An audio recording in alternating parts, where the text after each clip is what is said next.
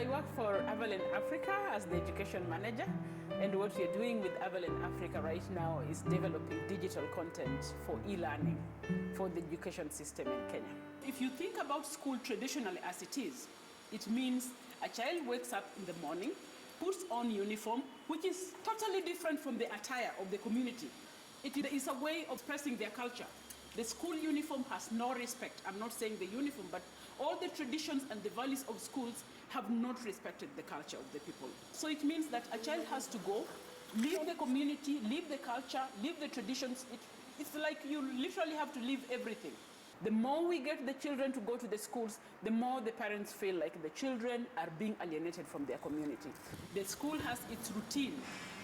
We have a school calendar which runs from January up to around November. The community has its own calendar. The community has a calendar of when we are cultivating crops, of when we are doing all sorts of things, when people are breeding cattle. There is a system and a calendar for the community. But this is not in any way reflected in what is happening in the schools.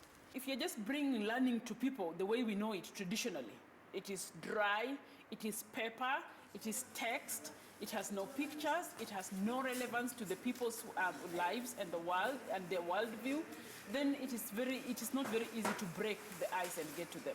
So for me, as far as I know, the nomadic pastoralist communities in this country, the biggest problem, the biggest challenge is that our education system has failed almost miserably to address the issues and the values of the pastoralist communities.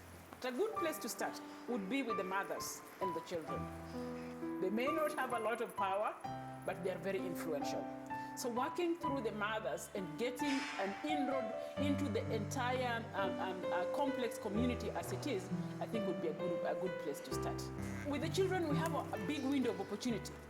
So we don't want to wait until you lose them and the young boys are accompanying the Morans. You want to probably catch them early enough so that even by the time they're moving and you're building e-learning content for them, it is something that they're already familiar with.